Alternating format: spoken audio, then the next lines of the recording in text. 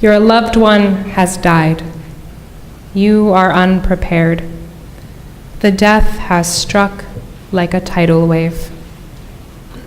Shock. Oh no, no, no, no, it can't be. No, what do I do? As I sat shaking, waiting for the wails of the sirens, I had hugged my late husband George goodbye on Saturday morning as I left for Carson City to cheer my granddaughters on in a soccer tournament. I returned Sunday evening, walked into our home, only to open our bedroom door and find him dead on our bed. I made several very difficult phone calls to children, family, and close friends. I am numb. My world is shattered. I am alone in life's most difficult situation. I am completely lost.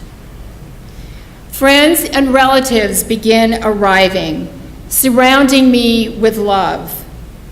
George being taken away amidst all the visuals and sounds stayed with me for over a year, waking me up, causing me to shudder at the sound of a siren.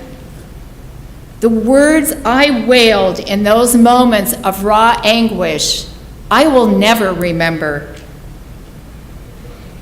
MDUUC had been a very important part of George's life. I had resisted MDUUC as I preferred to spend my Sunday mornings with the New York Times at a great coffee drink.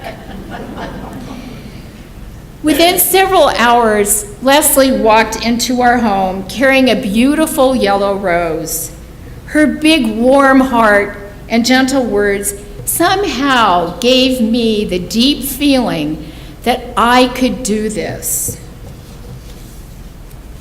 The love and support I felt in our living room, surrounded by my family and beloved friends, will stay with me forever.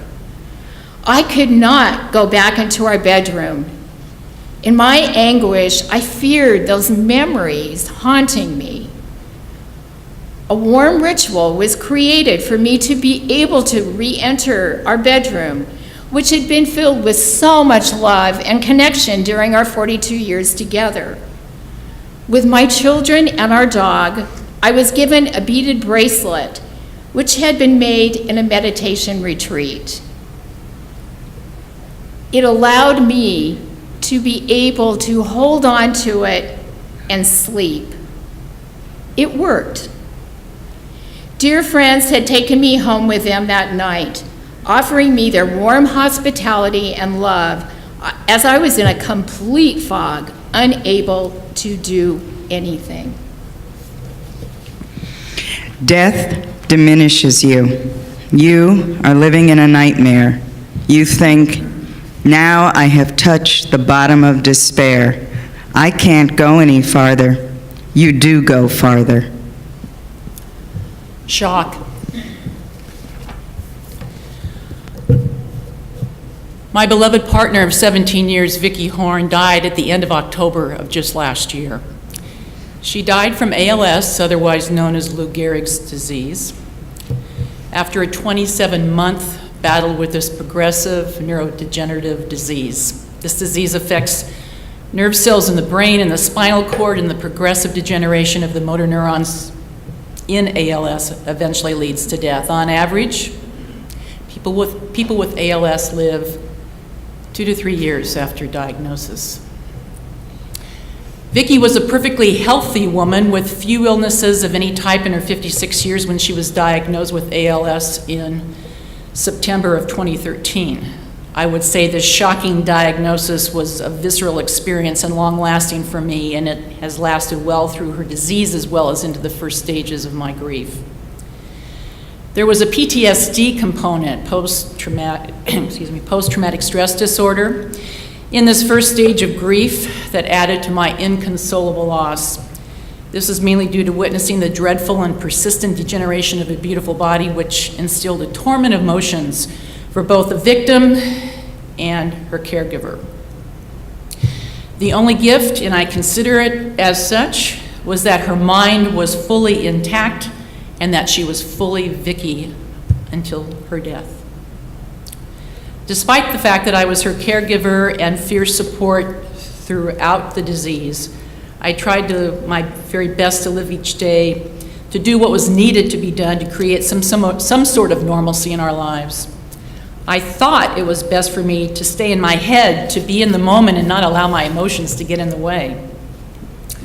I could not get derailed, and since this disease could not be staged to determine any kind of chronological progression, I was resolute to keep one step ahead of it by securing all of the devices and aids that would be necessary for Vicky to maintain her mobility and her dignity as long as possible. I was really good at making sure my emotions did not get the better of me, as I'd spent the better part of my life making sure my emotions were safely compartmentalized. This tact has always helped me in my career as an educator and elementary school principal, you might understand that, and it certainly assisted me in leaving, unfortunately, 2 failed long-term relationships. What I didn't know is that this tactic would fail me miserably in addressing my incredible griefs in the months following Vicky's death. And in looking back on my life at this point, it did not serve me as well as I thought it did. I have been re-examining all of my losses throughout the lens of grief, which has given more meaning to my past life as well as my present. It was a shocking experience when Vicky died because I did not know it was so close at hand. While I knew she had been declining with increased speeds in the middle of 2015. I was totally unprepared by her internal decision to leave her body as quickly as she did. She did not want any of her loved ones to suffer any longer in witnessing her precipitous decline, nor did she want to be in that diseased body. The shock of being totally alone began as soon as she died and has lasted much longer than I thought it would. Indeed, we were pretty much joined at the hip throughout our 17 years, and the degree of shock that surprised me as I knew the death was coming was a very volatile emotion, and it often caught me off guard during the first several months of grief. To be honest, this was the first time in my life, with the exception of about a year, and this is astounding that I came to this conclusion without really thinking about it before. It was the first time I was completely alone. The relationships with my parents, my husband, my first female partner, and then Vicky for the past 17 years represented a life that always had a significant and intimate person in it. And while I have an adult daughter with whom I'm very close, she just married in 2014, and I knew she needed to forge a new life. What a shocking wake-up call it was to feel so alone, an emotion I had rarely felt in life. In this first phase, I did feel blessed to have a core group of close friends in a church community where I could go on Sundays, something I couldn't do very much during her last 15 months of her life. Attendance at a hospice bereavement group and a monthly grief group here at the church were very important and helpful. However, I had to go home to an empty home. Actually, I'm going to call it an empty house, and figure out a way to start a new life with just me. After a few months, I finally realized it was time to figure out how my quality of life could be improved, meaning, oh, it's okay just being alone. But I was beginning to understand that getting through grief meant I had to find some new meaning in my life. As the author C.S. Lewis said, "No one ever told me that grief felt so much like fear."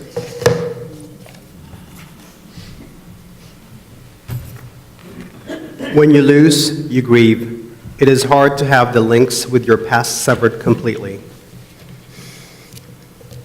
The room has the distinct smell of industrial disinfectant mixed with the faint hint of urine. She lays in a bed that I'm sure at this point feels more like a cage. She's been confined there since the fell broke her right leg. Due to her poor health, surgery was not an option, so they decided to allow the nerve endings to die, leaving the leg to become lifeless.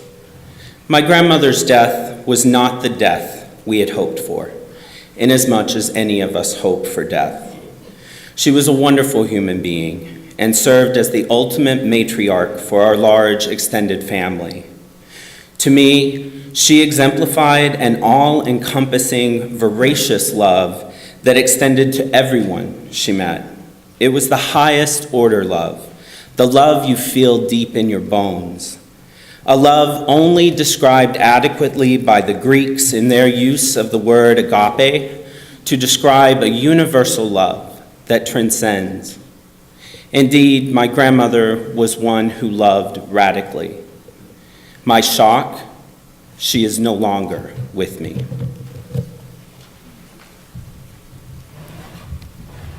You are emotionally disorganized, alone, confused, helpless, hopeless. Fog. Numb, terrified, and having not a clue as how to move forward. Suddenly, our home came alive with the arrival of my daughter, our beloved brother and sister-in-law, and my precious nieces. All of a sudden, our home was being cleaned, cooking was being done, difficult phone calls were being made, as I just sat in a numb state. I was in that complete fog, trusting those around me to make the arrangements that needed to be made with Leslie's skillful guidance. Several very simple texts on my iPhone coming in from friends, thinking of you, sending love and prayers. Let me know when I can come and visit. I was amazed at how touched I was by a simple message that I did not have to answer. Family and friends arriving, our home filled with love and support. Then, a big, beautiful Texas-sized celebration of his life at this church that I had resisted over 25 years. A beloved sister-in-law and niece stayed with me the week after everyone had gone home and transformed that bedroom that to me was just filled with fear into my bedroom with a beautiful new bed I had always wanted. Outside my bedroom door, blocking my way down the stairs, was my furry four-legged spiritual advisor, patiently waiting for me to sit down and pet him. But it was a lesson for me in presence. Calm down. The bedroom again became warm and safe. What is going to happen to me? Your muscles are tight and tense. Your mind races. You cannot think clearly. Simple routine decisions become major problems. Disorganization, fog. Gosh, I always thought I was pretty organized and then certainly didn't live in a state of fog, at least not in the past. And I always consider myself to be pretty compassionate and passionate about connecting with people, my family and close friends. I felt a calling to service, and since my 34-year career in education ended 10 years ago, I was able to put that energy into my church community, serving as a lay leader and participating in social justice outreach. I was engaged in Sunday services and in the life of this church. Not to mention, I enjoyed a bunch of hobbies and even had a post-retirement part-time job, which some of you know, up in Napa, pouring some wine and being a wine educator. That was quite the difference from being the other kind of educator. But things changed in 2013. Here I was in the second phase of grief. It happened really quickly.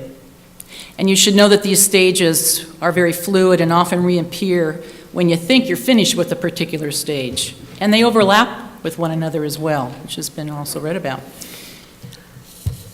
After I finished with all the responsibilities of legal obligations, decluttering a home that was used for caregiving, checking in with my family and our kids, donating mobility equipment and clothing, it all came down to having a house that I dearly loved, but without anyone to share it with me. And it became a house, not a home. The fog settled in, and my attempts to do what should have been simple tasks often turned me into a basket case. Well, mind you, this was all hidden behind the walls of my house. But I was completely taken back by my numbness and the transient nature of my painful emotions. My emotions were raw, and anger, a new emotion for me, was creeping into my life. I was mostly feeling it in terms of Vicky's life being robbed, how she will never see or hold that grandchild, be retired and write that book, go on that trip, get old with me. Oh yes, our thefts are also included. My thefts as well are included in that anger. Lisa Palmer, an author, says, angry is just sad's bodyguard. I had to read that a couple of times, but it's exactly right on. Angry is just sad's, S-A-D''S, bodyguard. Grief has left you drained and exhausted. What did you expect? There is no shortcut in the mourning process. It must be worked through. My grandmother and I had a wonderful relationship. We had a love for each other that results in a great deal of pain over her loss, my loss and her death. Indeed, a piece of me died with her that day. I was, however, very blessed to spend 4 weeks with her and my family as we all went through the dying process together. My daily routine for the first 2 weeks was to wake up early, finish all of my work that I brought with me to her bedside, and spend the afternoons and evenings with her doing things she loved but was now unable to do for herself. Things that only her big gay grandson could do for her, like washing and curling her hair and picking out the right nail polish for her. They were the best 2 weeks of my life. The latter 2 weeks, however, were horrible days of witnessing my grandmother in and out of consciousness due to the amounts of opium-based drugs in her system. She was essentially in a state of oscillation, swinging between narcotic delusion and sleep until her peaceful death in the middle of the night near the end of November, with only my aunt in the bed next to her. Because of numbness, you do not feel everything at once. There is a deadening of feeling. You have lost your ability to concentrate. Isolation, suffering. One more week, this time alone, driving again, walking the dog, learning online banking, and making those dreaded phone calls to PG&E. Well, you get the picture. It was difficult to focus, not become angry, or become completely confused. Then, week 4, back to work. I was looking forward to returning to what was familiar and somewhere I felt comfortable and I'd be distracted.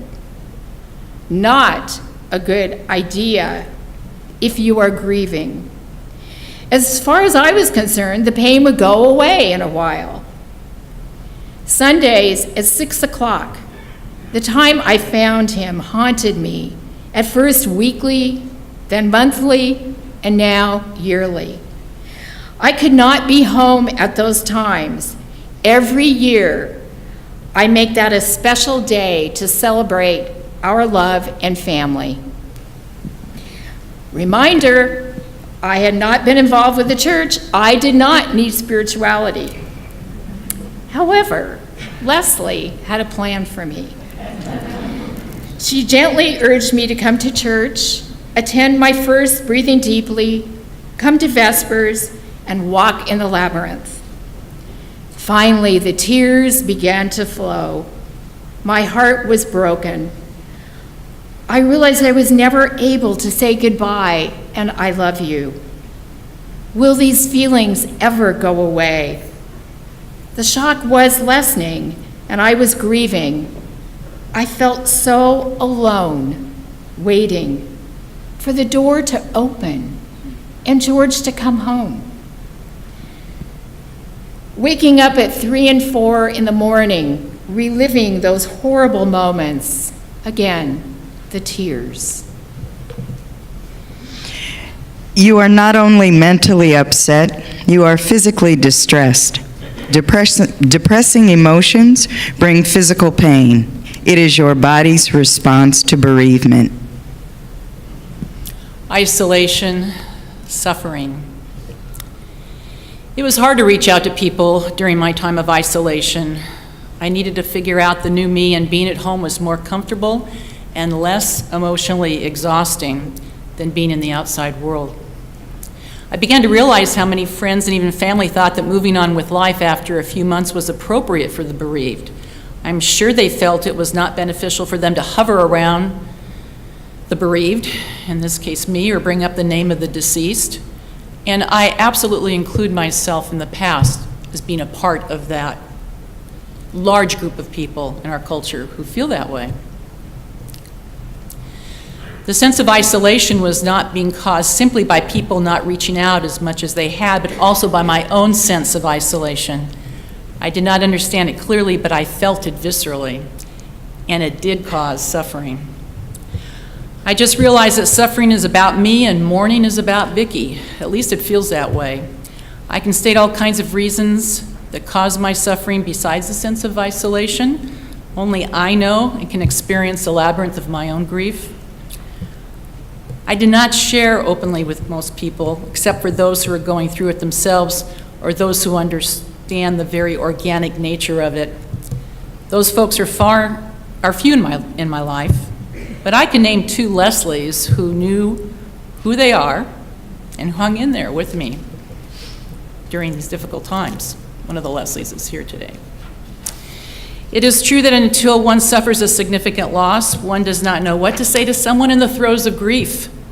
I now know what to say, but it's certainly taken me many, many decades to get to this point. I am in real awe of those individuals who seem to have built-in DNA which allows them to express the right words of comfort despite the fact that they may not have even experienced a significant loss of a loved one. I do know that it is vitally important to have the name of my beloved brought up in conversation, as it keeps her spirit alive and it helps me with my grieving process.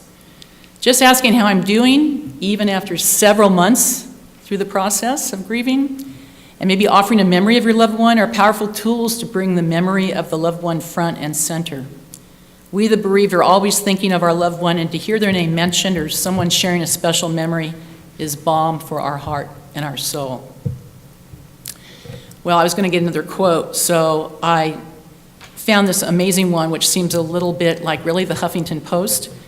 But it's written by Megan Devine, and she has very great credentials. She's a clinical social worker and a grief advocate, and she published something a couple of years ago talking how to help a grieving friend, 11 things what to do when you're not sure what to do, and I chose number 11 to finish this piece. It's sound advice, and it simply says, above all, show your love. Show up, say something, do something. Be willing to stand beside the gaping hole that is opened in your friend's life without flinching or turning away. Be willing to not have any answers. Be there, be present, be a friend, be love. Love is the thing that lasts. When members of a family cry together, they are sharing the inexpressible pain of separation. Isolation and suffering. So as I already said, I was blessed enough to be with my family during the dying process with my grandmother. So my isolation was very different than what we've heard so far. Mine stems from vast theological differences between my family and myself. I remember as a young child the teachings from the Gospel of John 14:2. We would often quote them, in which we hear Jesus saying, "In my Father's house are many mansions or rooms. If it were not so, I would have told you." Or maybe some of you may Remember that wonderful book of the New Testament called Revelation, where heaven is described as a place with streets of gold and pearly gates. These visuals were part and parcel of my youth and upbringing and brought me intense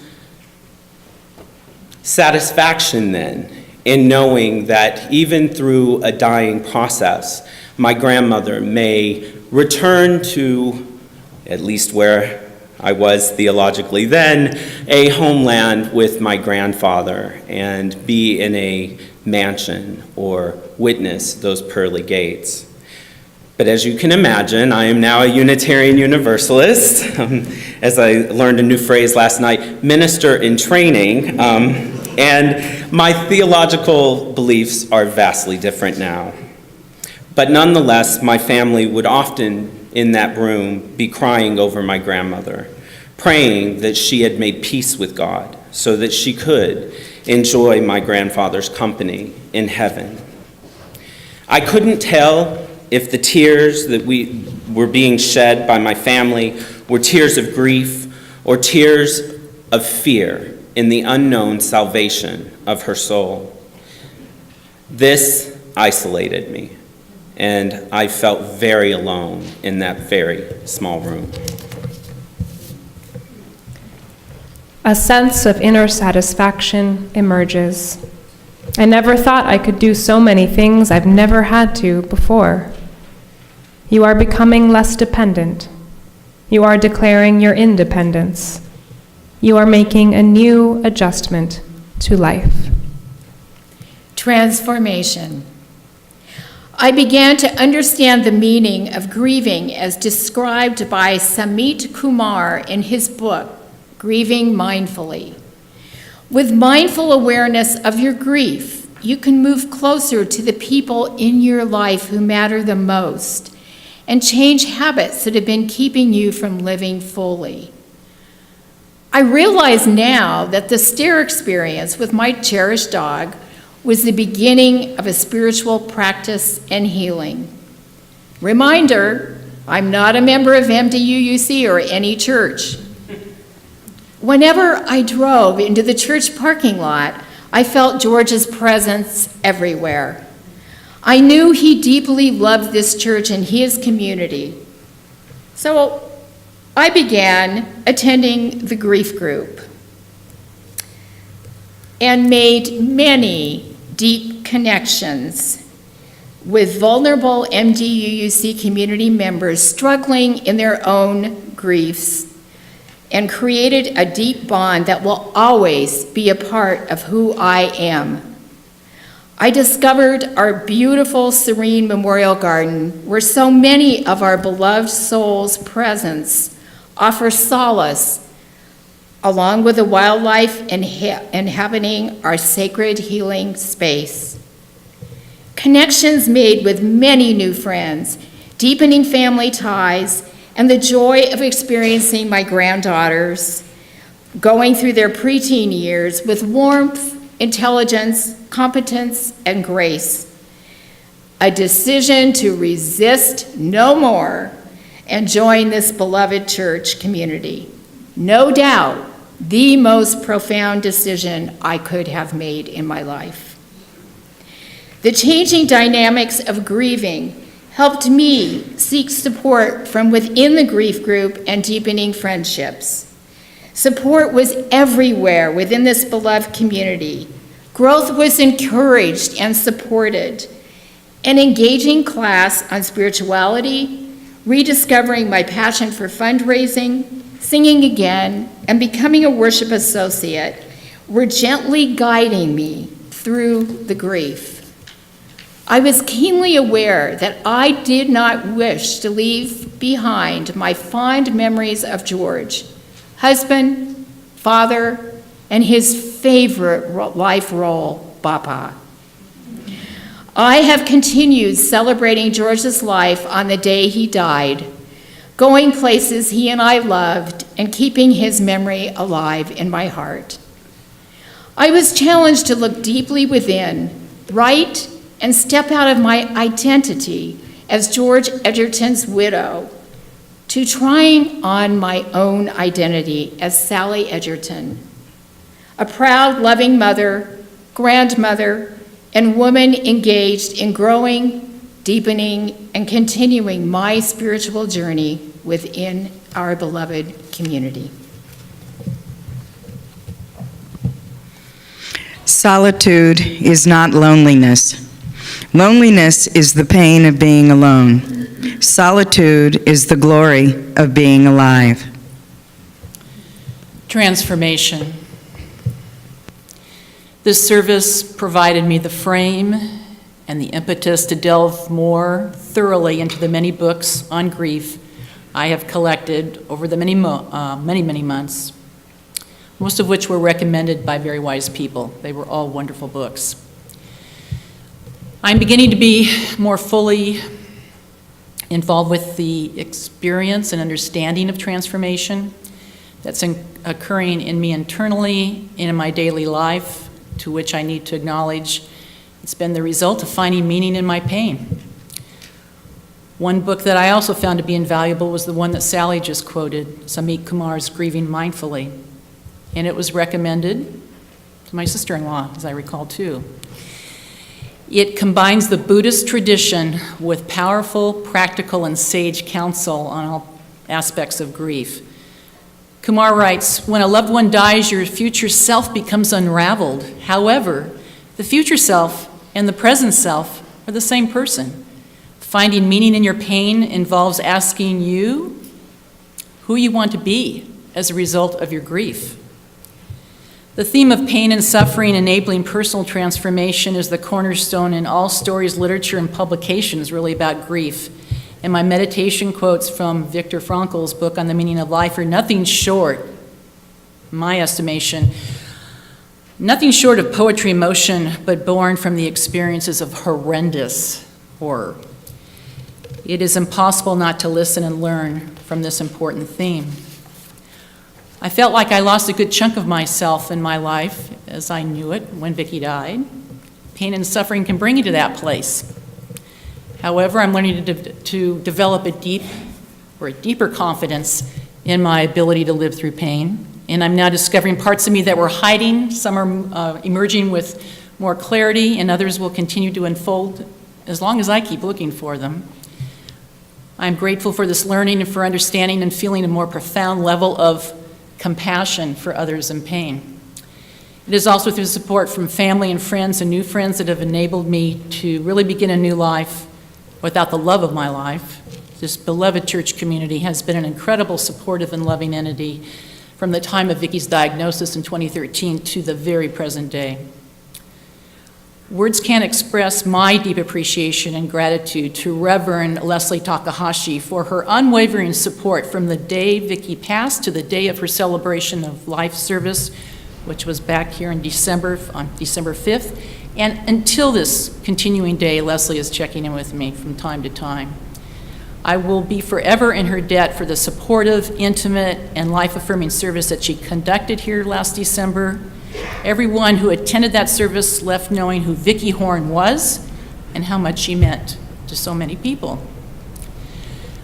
Very fortunately, I'm also deepening relationships here in the church and friendships because of the loving outreach of many people whom I knew more as a board member or a committee member because they chose to come forward and offer solace and friendship.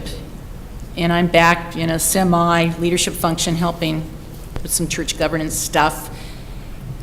But more importantly, I'm also went to some classes that were life-changing, awakening joy, beloved conversations, and willing to participate in the Sunday service, of which I had to really ask, am I able to get through this?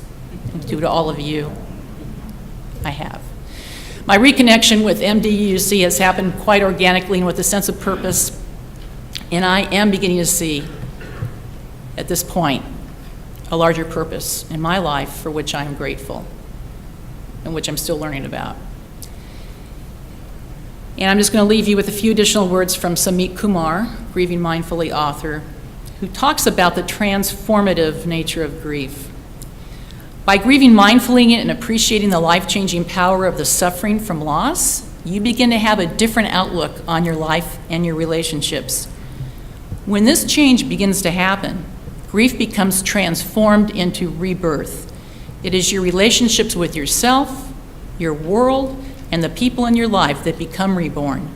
In this sense, grief does not end, it changes, and in the process, changes your life. There are other people who have suffered and who have needs that you who mourn can now serve. I don't know about y'all, but this is a big topic, so I feel like a deep breath. So maybe we could all collectively take one. Oh, all right. So transformation. As I mentioned, will start in September as an intern minister at the San Jose Church in pursuit of my divinity degree. And one of the requirements for that is to do a intensive internship in a hospital setting as a chaplain. And I couldn't find a better time to wrestle with the question of whether I am going to be a good chaplain or not as a time at my bedside of my grandmother with my family. Specifically, I struggled with that theological question as I sat with people who literally believe she is waiting for pearly gates and a physical mansion with streets of gold. I wrestled inside of myself and said, am I going to be able to relate to other people who hold such clear, descriptive feelings on these end-of-life matters? Or do I even need to? Perhaps my purpose, or yours, should you find yourself in this position, is that we can just be, quiet our inner voice, and simply listen. Create with our demeanor and presence a space that is somehow big enough to allow grief in all of its beauty and ugliness to be expressed in a holy place. It has been almost 9 months since my grandmother's dying process ended and she transitioned. And I believe that our purpose in these precious times is to create and sustain such holy places. If this is true, then the specific prayers and practices and beliefs, such as John 14, of my audience are irrelevant to me. Let me be clear, the practices and beliefs are not themselves irrelevant, but rather I am irrelevant to them.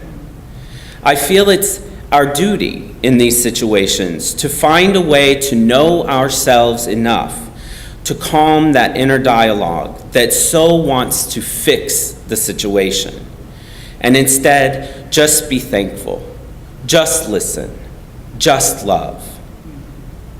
While I may long for the heaven of my childhood, I recognize that the UU faith empowers people in their own search for truth and meaning.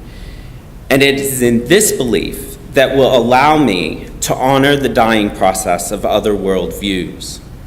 Essentially, to me, our UU faith allows us to define heaven with those in our care and not for them. A beautiful co-creation of what they need in their time of grief. Only if we get out of the way and remember a sense of transformation, a sense of gratitude. Gratitude for the shared experience of life, and yes, gratitude for the shared experience of death.